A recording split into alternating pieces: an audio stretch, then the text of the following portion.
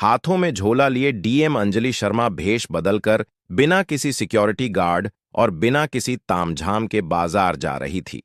वह खुद अपनी आंखों से देखना चाहती थी कि सिस्टम आम लोगों के साथ कैसे काम करता है। घूमते घूमते उसकी नजर एक पानी पूरी के ठेले पर पड़ी। जो एक शंकर नाम के अधेड़ उम्र का आदमी तेजी से पानी पूरियां भर भर कर ग्राहकों को दे रहा था, उसके चेहरे पर पसीना था, लेकिन आंखों में एक अजीब सी संतुष्टि थी। अंजलि शर्मा ठेले के पास जाकर खड़ी हो गई और बोली, भैया, एक प्लेट पानी पूरी लगाना। शंकर ने मुस्कुराकर उसकी तरफ देखा और बोला, हाँ मैडम, बताइए, तीखा या मीठा खाएंगी? अंजलि शर्मा की आंखों में शरारत चमकी। बोली, एकदम तीखा बनाना, ऐसा कि मजा आ जाए। शंकर ने कहा, बस मैडम, अभी देखिए, और फिर अपनी कला का प्रदर्शन शुरू कर दिया। उसने एक पानी पूरी उठाई, उसमें सफेद मटर और आलू का मसाला भरा और फिर उसे पुदीने और इमली वाले मसालेदार पानी के जग में डुबोकर अंजलि शर्मा की ओर बढ़ा दिया। अंजलि शर्मा ने पानी पूरी को मुंह में जैसे ही डाला, तभी लोगों की हंसी, ठिठोली की आवाजें दब गईं। अंजलि शर्मा ने मुड़कर देखा तो 2 बुलेट मोटर बाइक पर 3 पुलिस वाले और एक रबदार इंस्पेक्टर विजय सिंह सवार थे। उनकी मोटरसाइकिल ठीक इनके ठेले के सामने आकर रुकी। विजय सिंह अपनी मूंछों पर ताव देते हुए बाइक से अपने सिपाहियों के साथ उतरा और शंकर को घूरते हुए अपनी कड़क आवाज में कहा, बे शंकर, तेरा ठेला आज फिर यहां लग गया। कितनी बार बोला है कि सड़क पर धंधा नहीं करना, लेकिन तू तो सुधरने का नाम ही नहीं ले रहा। शंकर का खिला हुआ चेहरा पल भर में मुरझा गया। उसने घबराते हुए अपने दोनों हाथ जोड़ लिए। साहब, गरीब आदमी हूं, बच्चों को पालना है, थोड़ा साइड में ही तो लगाया है साहब, किसी को तकलीफ नहीं हो रही। इंस्पेक्टर विजय सिंह जोर से हंसा। तकलीफ नहीं हो रही तू? हमें सिखाएगा कि तकलीफ हो रही है या नहीं? और इस हफ्ते का हिस्सा कहां है? लगता है धंधा ज्यादा अच्छा चल रहा है, तभी दिमाग खराब हो गया है। शंकर बिलबिला उठा, नहीं साहब, ऐसी बात नहीं है, अभी बोहनी भी ठीक से नहीं हुई है। शाम तक जो भी बनेगा मैं थाने में पहुंचा दूंगा साहब। इंस्पेक्टर विजय सिंह की आंखें गुस्से से लाल हो गईं और बोला, शाम तक हमें बेवकूफ समझा है? क्या तू हमें शाम तक इंतजार कराएगा? शंकर डरते हुए बोला, नहीं साहब, मेरा वह मतलब नहीं था। शंकर कुछ और कहता, उससे पहले ही कांस्टेबल शर्मा ने आगे बढ़कर ठेले पर रखे पानी के जग को उठाकर सड़क पर फेंक दिया।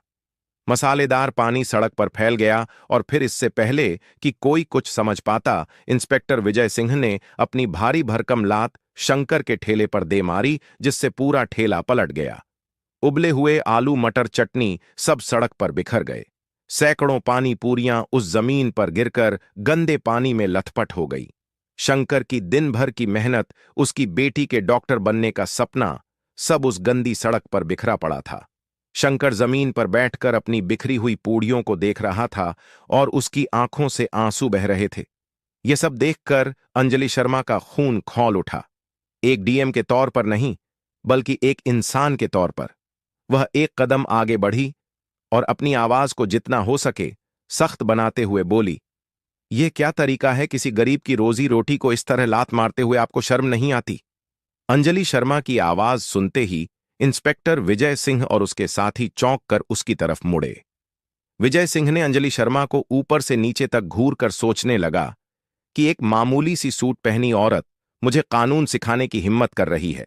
विजय सिंह हंसते हुए बोला, ओह, हो तो देखो जरा आज समाज सेवा करने कौन आया है।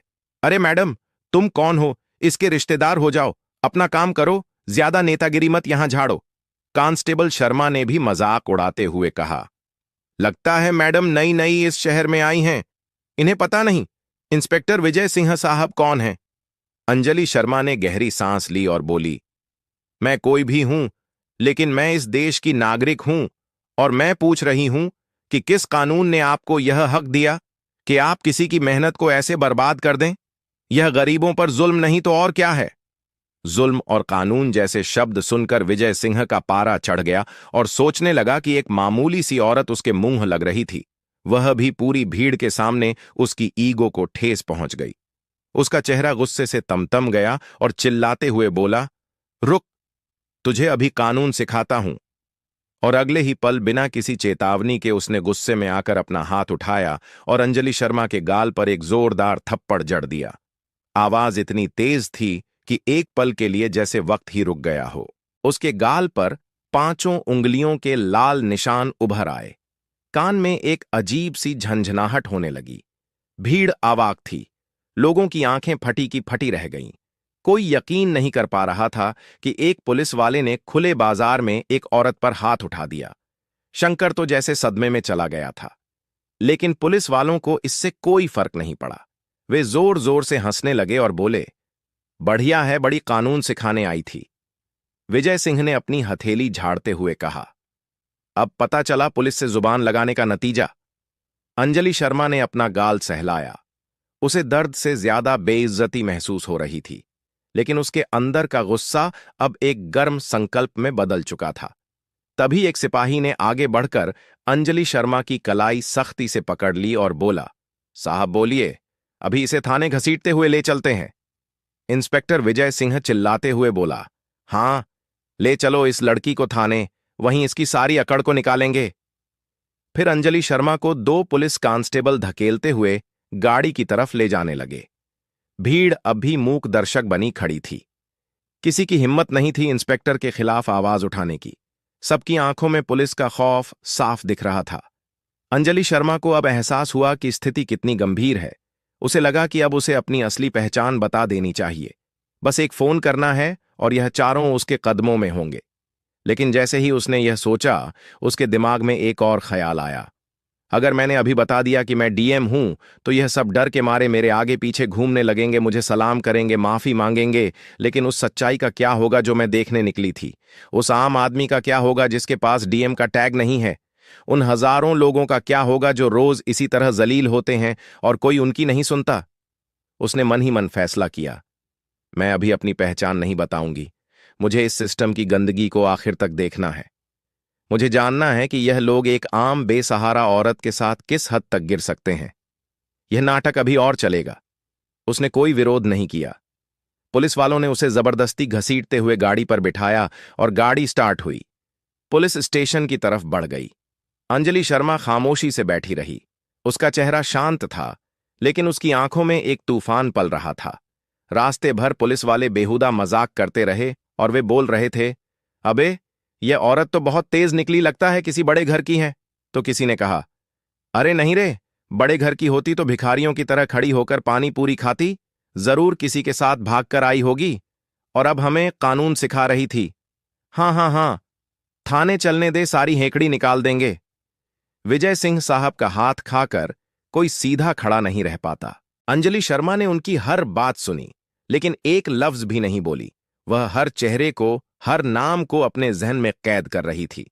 थाना पहुंचते ही उसे गाड़ी से लगभग घसीट कर उतारा गया। विजय सिंह ने चिल्लाते हुए आदेश दिया, डालो इसे लॉकअप में।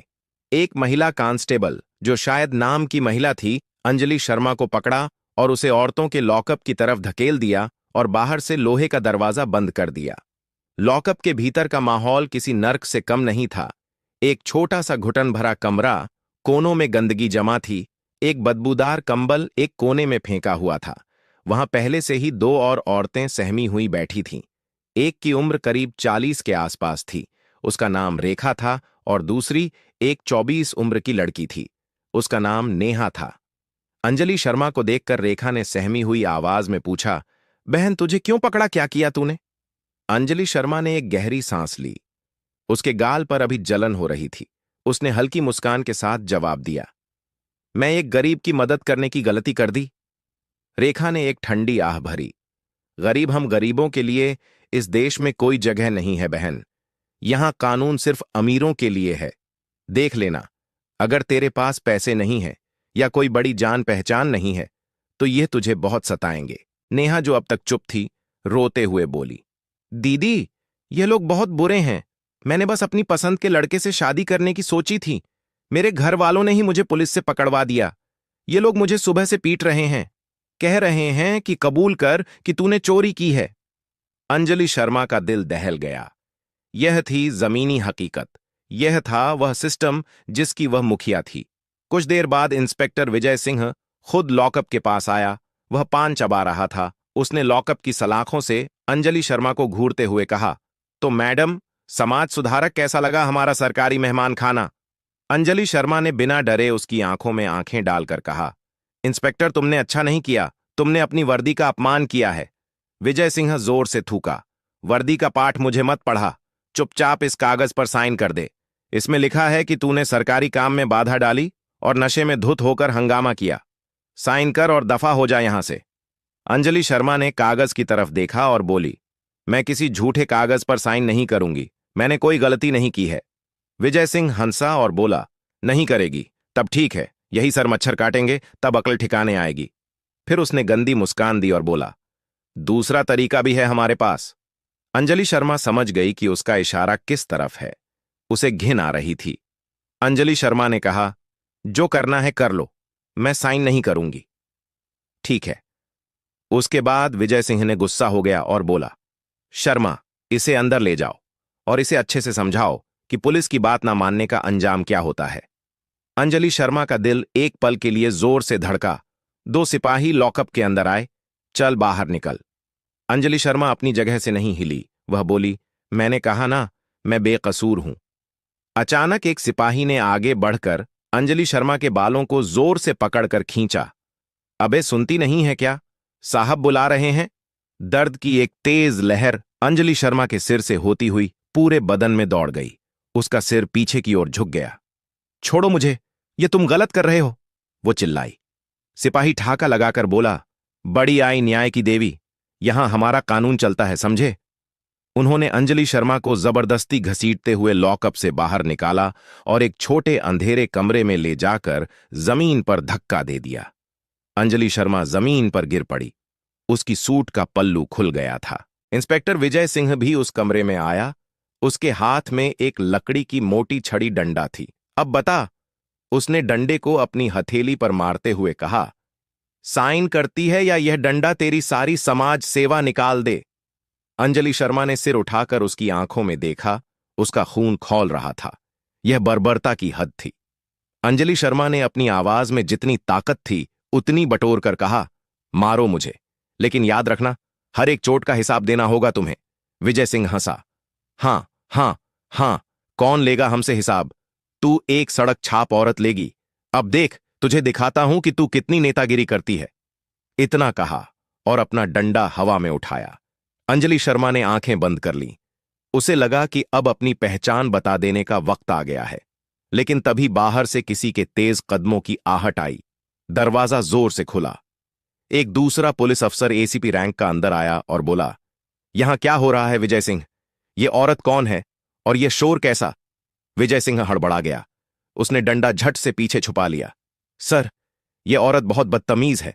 सड़क पर हंगामा कर रही थी, सरकारी काम में बाधा भी डाल रही थी। एसीपी ने संदेह भरी नजरों से विजय सिंह को घूरा। तो तुम इस पर बल प्रयोग कर रहे हो, एक औरत पर? विजय सिंह घबरा गया। नहीं सर, वह ये बहुत चालाक है। सर, मान ही नहीं रही थी। अंजलि शर्मा ने एसीपी की आंखों में सीधे देखा और बोली, ऑफिसर, अगर आपको कानून की जरा भी समझ है तो आप जानते होंगे कि बिना किसी महिला कांस्टेबल की मौजूदगी के रात में एक महिला को इस तरह प्रताड़ित करना गैरकानूनी है। एसीपी कुछ पल चुप रहा। उसे लगा कि यह औरत आम नहीं है। इसके बात करने का तरीका, इसकी आंखों में डर की जगह गुस्सा कुछ तो अलग था।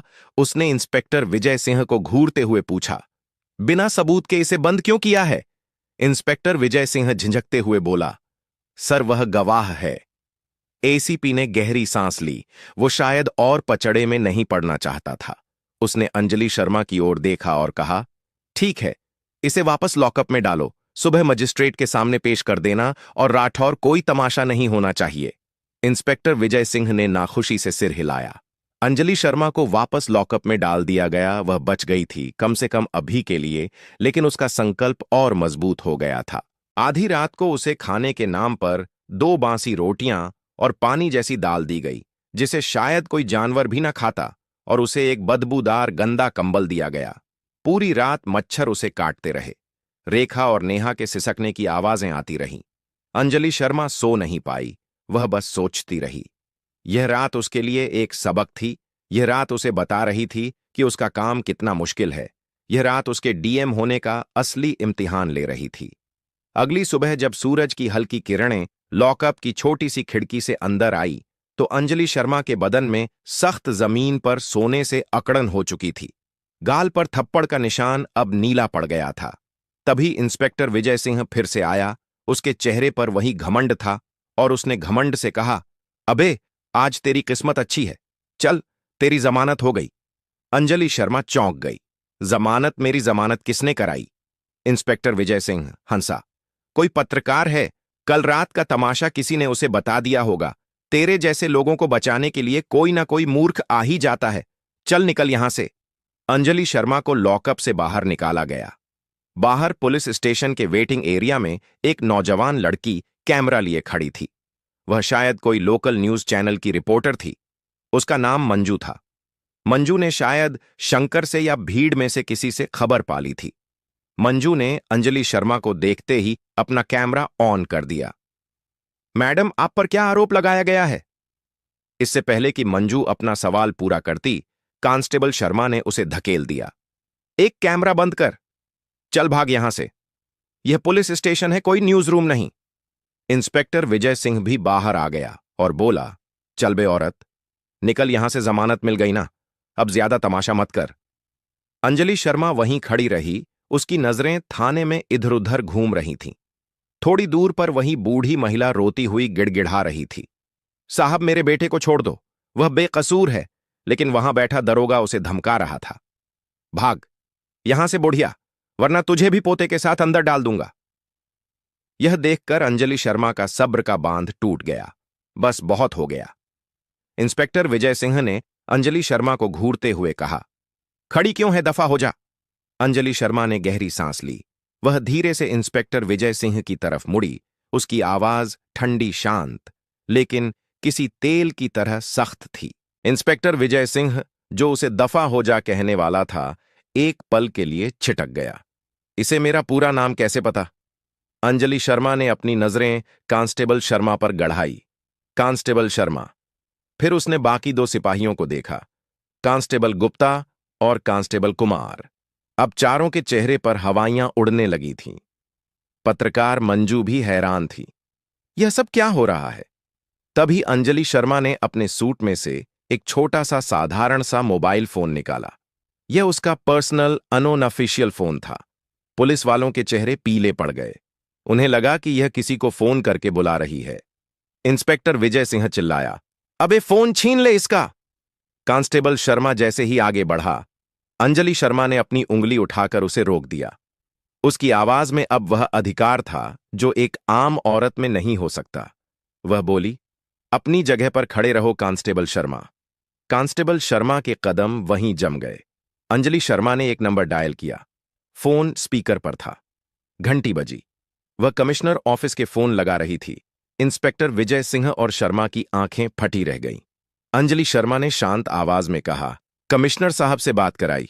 कहिए अंजलि शर्मा लाइन पर हैं। रिसेप्शनिस्ट की आवाज घबराई हुई। IG madam, 1 minute. कुछ ही सेकंड में फोन पर एक भारी आवाज आई, अंजलि जी, आप सब ठीक हैं? आपने इस नंबर पर फोन किया?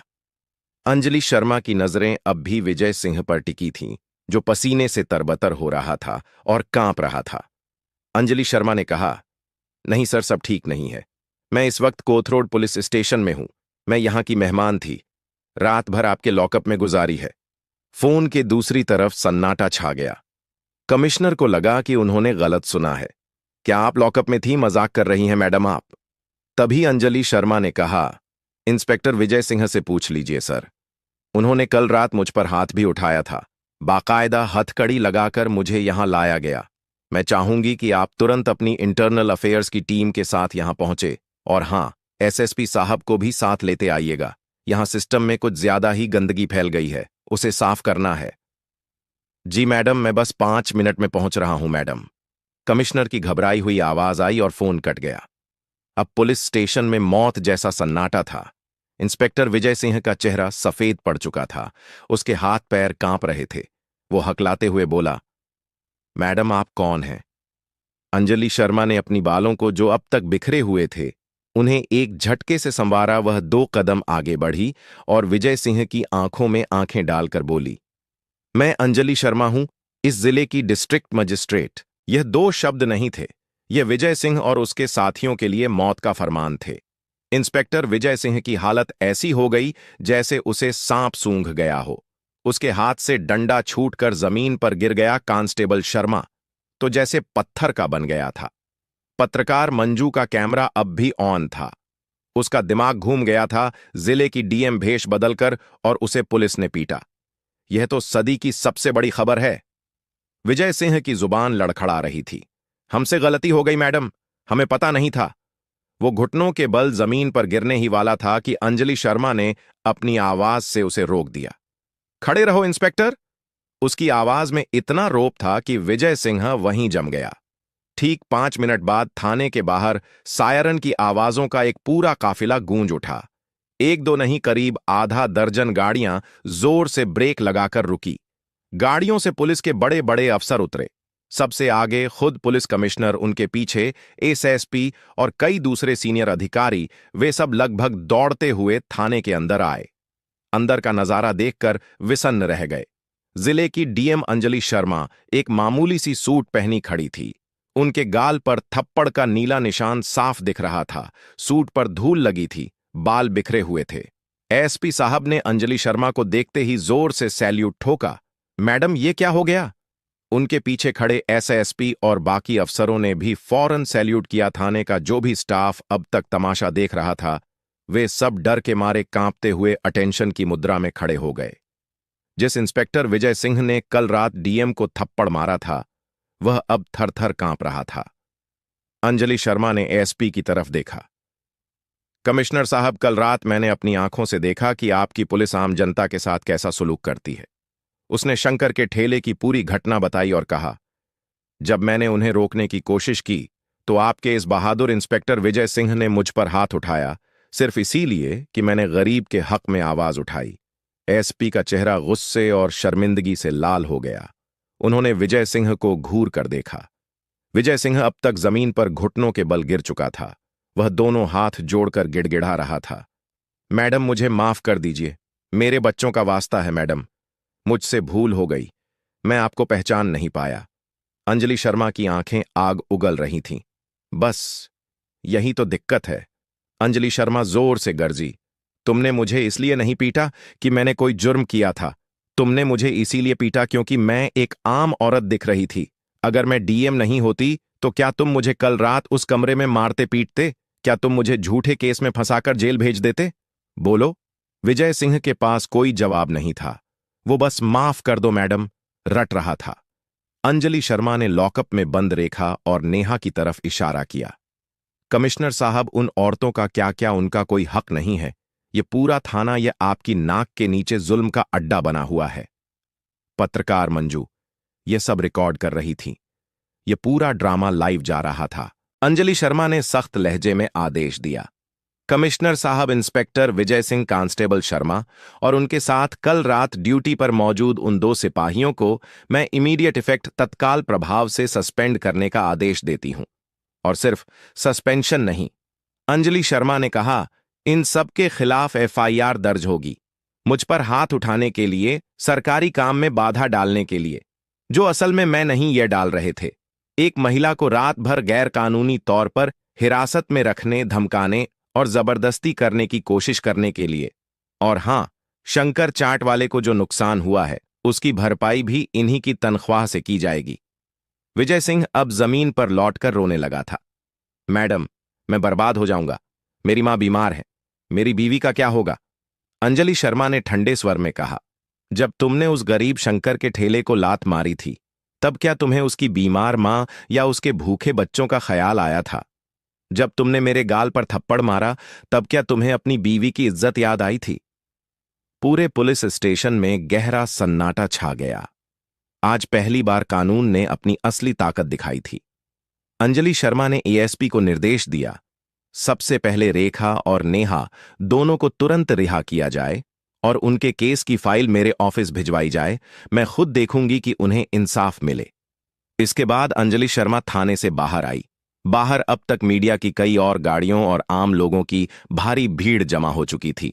शंकर भी वहां खड़ा था, अपनी आंखों में आंसू लिए। अंजलि शर्मा सीधा शंकर के पास गई। शंकर उसे देखते ही हाथ जोड़ने लगा। अंजलि शर्मा ने उसके हाथ पकड़ लिए। शंकर, भैया माफी तो मुझे मांगनी चाहिए। मेरे ही सिस्टम के लोगों ने आपकी रोजी रोटी छीनी। मैं वादा करती हूं आपका ठेला आपको वापस मिलेगा और पूरे सम्मान के साथ आपको म्युनिसिपल कॉरपोरेशन से ऑफिशियल लाइसेंस भी दिलवाया जाएगा। आज से आपसे कोई हफ्ता नहीं मांगेगा। शंकर रो पड़ा। मैडम, आप तो देवी हैं। आपने हमें बचा लिया। मैं देवी नहीं, बस अपना फर्ज निभा रही हूं, अंजलि शर्मा ने कहा। फिर वह मीडिया की तरफ मुड़ी। मंजू ने माइक आगे किया। अंजलि शर्मा ने कहा, आज जो हुआ वह शर्मनाक है, लेकिन यह एक शुरुआत भी है। मैं इस शहर के हर नागरिक को यह भरोसा दिलाना चाहती हूं कि कानून से ऊपर कोई नहीं है। ना कोई नेता, ना कोई अफसर और ना ही कानून के रखवाले। अगर पुलिस जनता की रक्षक बनेगी तो हम उसे सलाम करेंगे, लेकिन अगर वह भक्षक बनेगी तो उसे बख्शा नहीं जाएगा। उसने कमिश्नर की तरफ देखकर कहा, मैं चाहती हूं कि इस थाने के हर कोने में सीसीटीवी कैमरे लगाए जाएं और हर हफ्ते उनकी फुटेज की जांच हो। कमिश्नर ने सिर झुकाकर कहा, जी मैडम। इंस्पेक्टर विजय सिंह और उसके साथियों को हथकड़ी लगाकर पुलिस की जीप में बिठाया जा रहा था। कल तक जो वर्दी उनका घमंड थी, आज वही वर्दी उनकी बेइज्जती का सबक बन गई थी। उनकी नौकरी, उनकी इज्जत, सब एक रात में खत्म हो गया था। अंजलि शर्मा अपनी सरकारी गाड़ी की तरफ बढ़ी। वह थकी हुई थी, उसके गाल पर दर्द था, लेकिन आज उसके दिल में एक गहरा सुकून था। इस बड़ी ही दफ्तर से नहीं, बल्कि जमीन से जुड़कर उसने आज सिस्टम की एक बड़ी गंदगी को साफ किया था। गाड़ी स्टार्ट हुई। अंजलि शर्मा ने शीशे से बाहर देखा। लोग उसकी जय जयकार कर रहे थे। शंकर उसे हाथ जोड़कर विदा कर रहा था। अंजलि शर्मा ने आंखें बंद कर ली। यह लड़ाई लंबी थी। यह सिर्फ एक रात की कहानी नहीं थी। यह उस पूरे सिस्टम को बदलने की लड़ाई थी जिसकी जिम्मेदारी अब उसके कंधों पर थी, और वह इस जिम्मेदारी को निभाने के लिए पूरी तरह तैयार थी। पुणे की वह सुबह एक आम सुबह नहीं थी। वह एक नई उम्मीद, एक नए इंसाफ की सुबह थी।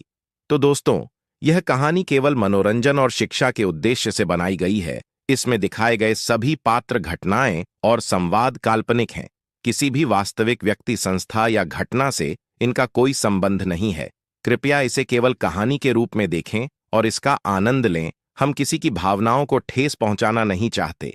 अगर आपको यह कहानी पसंद आई हो तो इसे लाइक जरूर करें और ज्यादा से ज्यादा लोगों तक शेयर करें। कमेंट करके बताएं कौन सा कदम सबसे अच्छा लगा, और हमारे चैनल को सब्सक्राइब करना ना भूलें, क्योंकि हम आपके लिए ऐसे ही प्रेरणादायक कहानियां